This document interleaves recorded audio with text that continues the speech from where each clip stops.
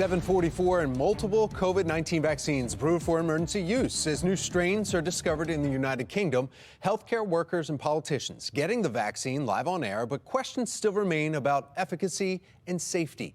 Joining us this morning, emergency physician with the University of Maryland School of Medicine, Dr. Elizabeth Claiborne. Dr. Claiborne, thank you so much for joining us. Thank you for having me. First, personally, you just received the vaccine just last week. What was the experience for you and how are you feeling? I have to say that, getting the vaccine was a bit of an emotional moment for me. I have been working in the trenches for months, and I was just so happy to finally be getting something that was going to protect me and my family as well as my patients. The experience was pretty seamless. I did get it at Prince George's Hospital Center. I only had mild arm soreness that lasted less than 24 hours, and besides that, I did not have any other side effects. So I have been encouraging everyone who is a little skeptical to look at all the healthcare professionals that have gotten the vaccination so far. A lot of us do feel like we've been having good experiences, and we believe in the ability of this vaccine to take us out of the pandemic. How long is the monitoring after someone does get their first dose? Because this is still just the first round. You still have to get the second round, too. Correct. So the policy at our institution is that you were observed for a minimum of 15 minutes after you received the shot, unless you had a history of specific allergies, in which case they would have a longer observation period. So for me, I got the shot. I was taken into a nice room where there were some snacks, and I was observed. They made sure and checked in on me to make that I wasn't having any symptoms. And then I went on. I actually worked a shift later that day and was fine. Okay. All right. When compared with influenza vaccines, much difference there?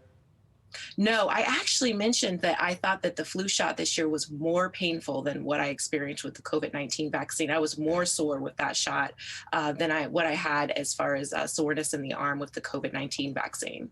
Dr. Claiborne, there's been a lot of this. Both we just saw Dr. Anthony Fauci getting it. We saw President-elect Joe Biden getting the shot, Mike Pence getting it, all doing it on air to try and prove that this is safe. But what is it about communities of color getting this vaccine? Why the push that we need to push a little bit more for communities of color than others? Well, I'm particularly sensitive to this issue because the patient population that we serve at Prince George's Hospital Center is predominantly African American, and we have been very hard hit by COVID-19 as our patient population has. And that is because of the disparities in health that have been longstanding in the healthcare system, have been exacerbated by this coronavirus. And so we have seen more adverse outcomes and more deaths due to COVID-19 in Black patients. And so I am just encouraging the African American community to look at us fellow African Americans who are healthcare professionals who have looked at the research and the data to encourage them to trust in the vaccine, because it really is the only way for us to safely get out of this pandemic.